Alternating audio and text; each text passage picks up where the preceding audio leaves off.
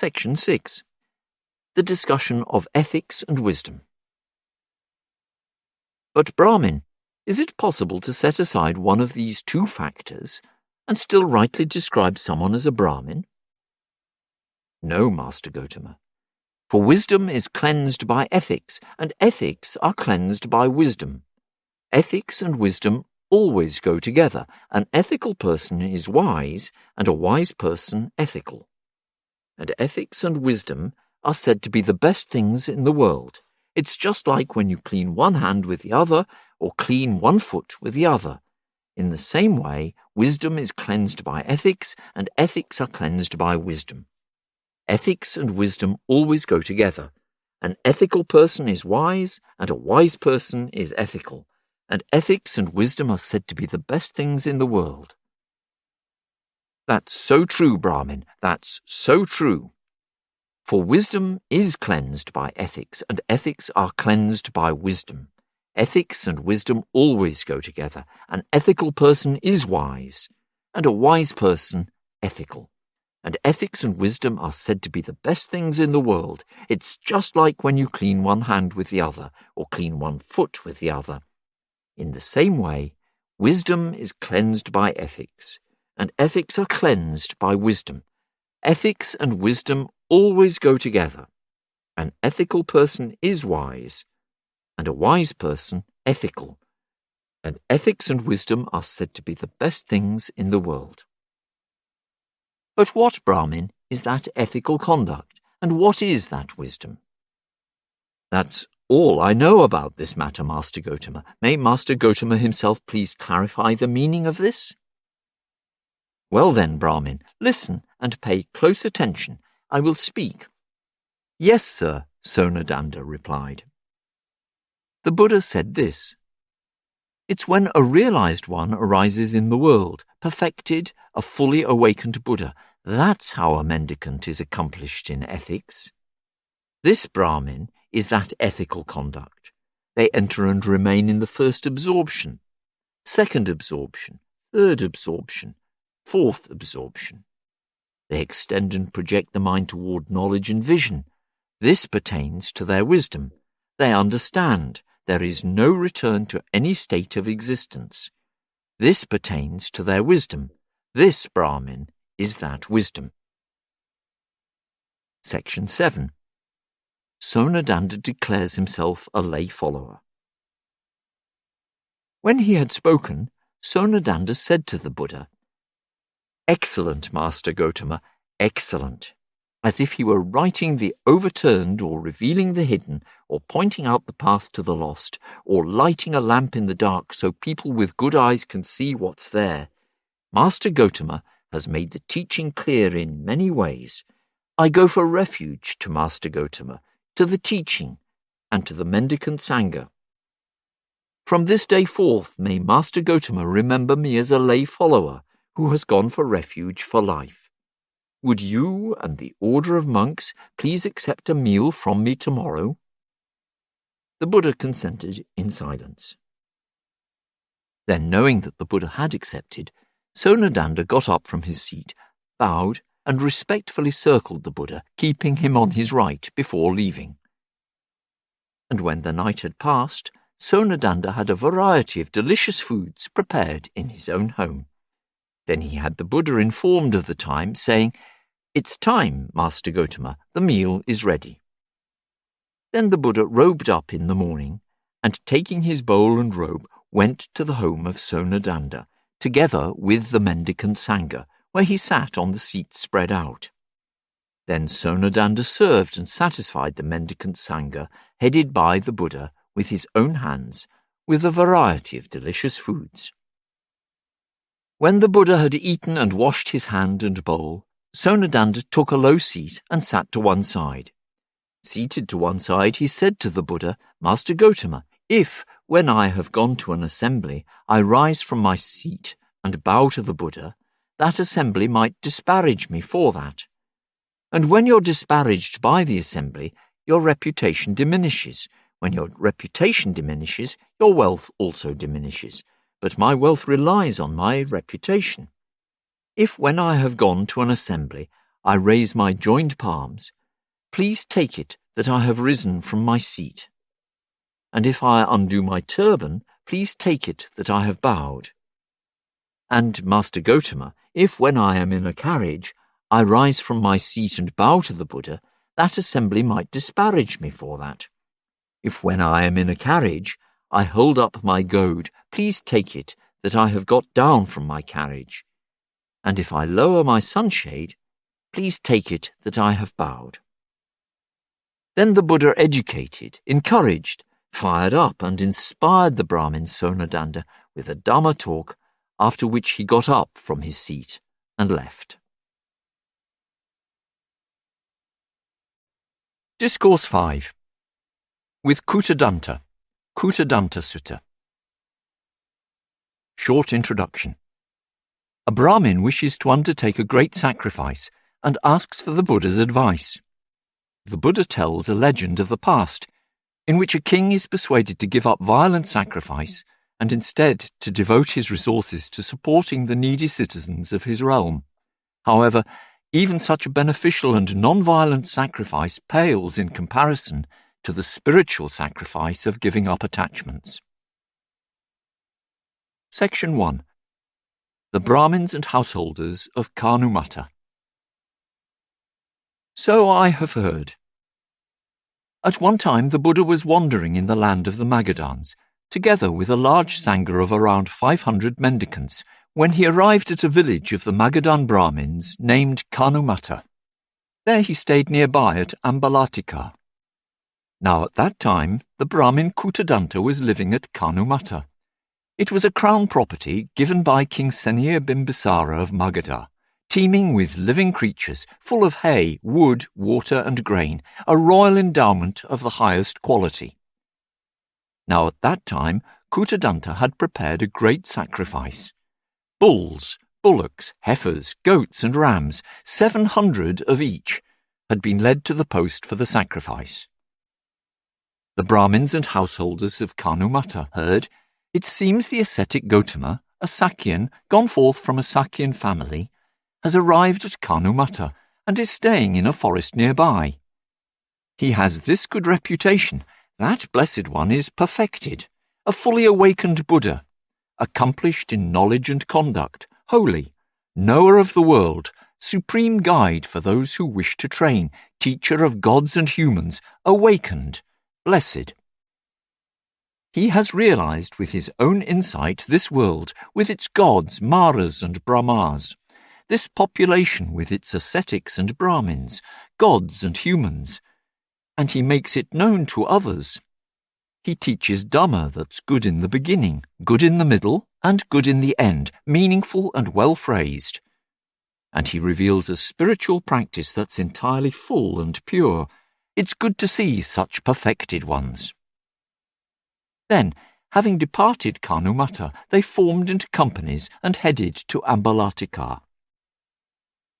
Now at that time, the Brahmin Kuttadanta had retired to the upper floor of his stilt longhouse for his midday nap.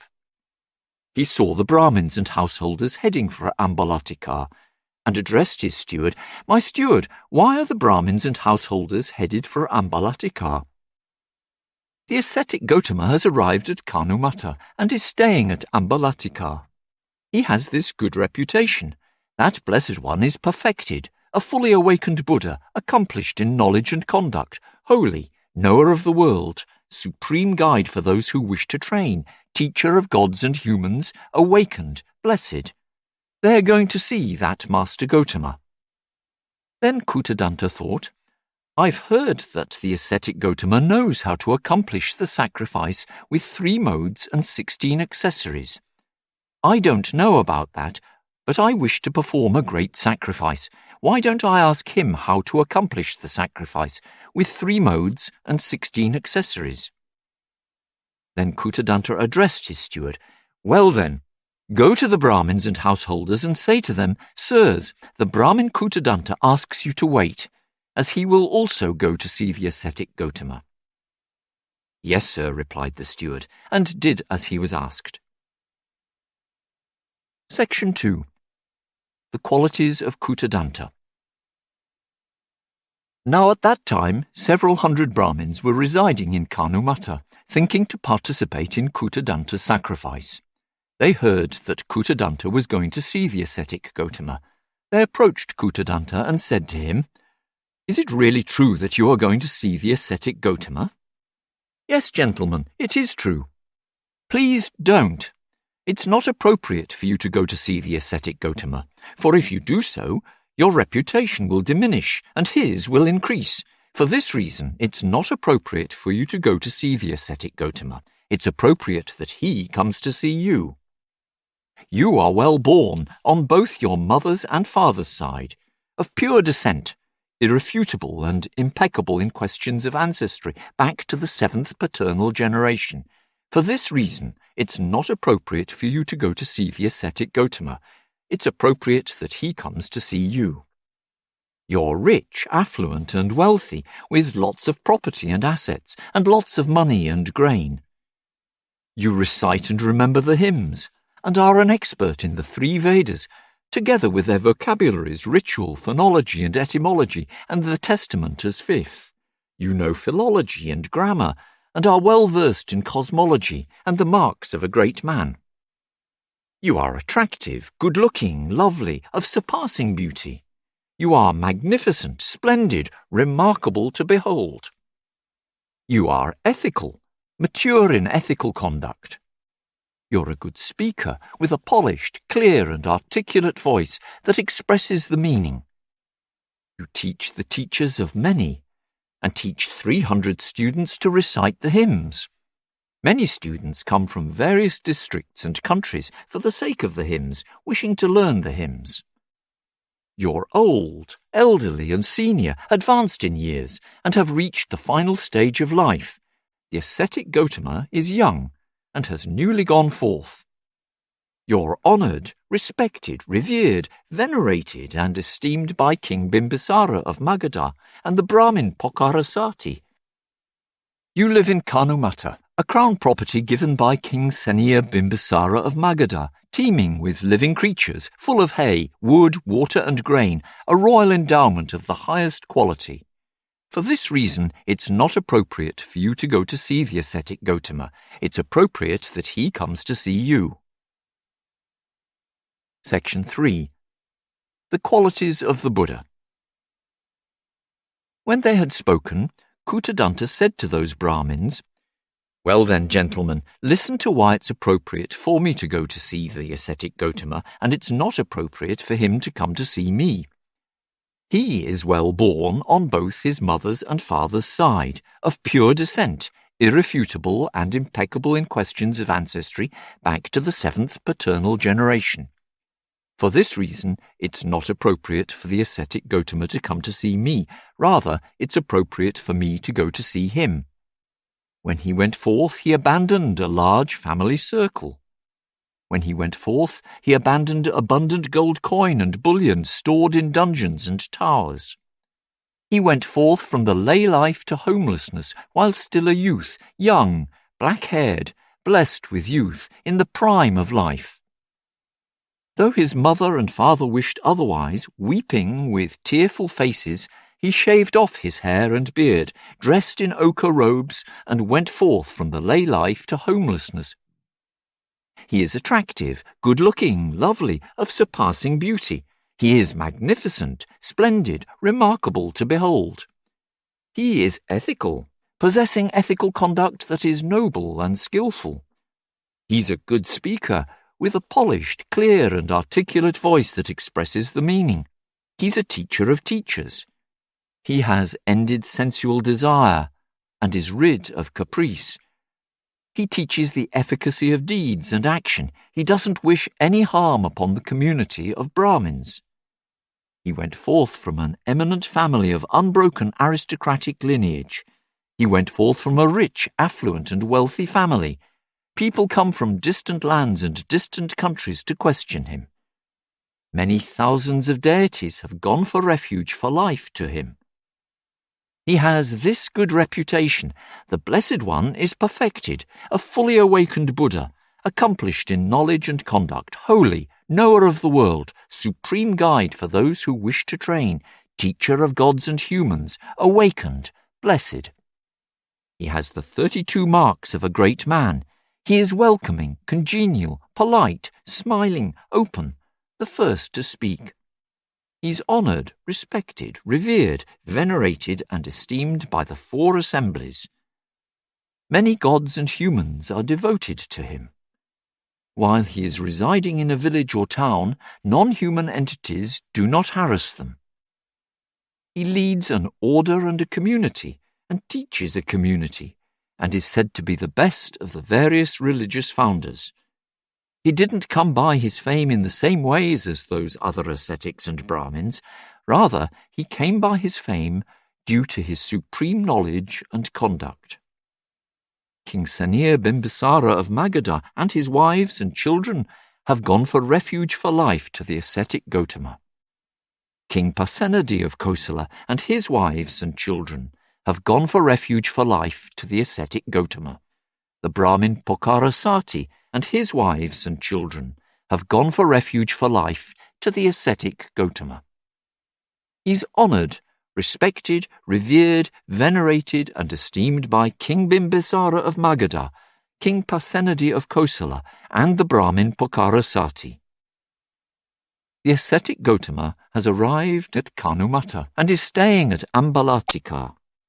Any ascetic or Brahmin who comes to stay in our village district is our guest, and should be honoured and respected as such. For this reason, too, it's not appropriate for Master Gautama to come to see me. Rather, it's appropriate for me to go to see him. This is the extent of Master Gautama's praise that I have learned, but his praises are not confined to this, for the praise of Master Gautama is limitless. When he had spoken, those Brahmins said to him, according to Kutadanta's praises, if Master Gautama were staying within 100 leagues, it'd be worthwhile for a faithful person of good family to go to see him, even if they had to carry their own provisions in a shoulder bag. Well then, gentlemen, let's all go to see the ascetic Gautama. Section 4. The story of King Mahavijita's sacrifice. Then Kutadanta, together with a large group of Brahmins, went to see the Buddha and exchanged greetings with him. When the greetings and polite conversation were over, he sat down to one side. Before sitting down to one side, some of the Brahmins and householders of Kanumataka bowed. Some exchanged greetings and polite conversation. Some held up their joined palms toward the Buddha. Some announced their name and clan, while some kept silent. Kutadanta said to the Buddha, Master Gautama, I've heard that you know how to accomplish the sacrifice with 3 modes and 16 accessories. I don't know about that, but I wish to perform a great sacrifice. Please teach me how to accomplish the sacrifice with 3 modes and 16 accessories. Well then, Brahmin, listen and pay close attention. I will speak. Yes, sir, Kutadanta replied. The Buddha said this. Once upon a time, Brahmin, there was a king named Mahavijita. He was rich, affluent and wealthy, with lots of gold and silver, lots of property and assets, lots of money and grain, and a full treasury and storehouses. Then, as King Mahavijita was in private retreat, this thought came to his mind. I have achieved human wealth and reign after conquering this great land. Why don't I hold a large sacrifice? That will be for my lasting welfare and happiness. Then he summoned the Brahmin high priest and said to him, Just now, Brahmin, as I was in private retreat, this thought came to mind. I have achieved human wealth and reign after conquering this great land. Why don't I perform a great sacrifice? That will be for my lasting welfare and happiness. Brahmin, I wish to perform a great sacrifice. Please instruct me. It will be for my lasting welfare and happiness.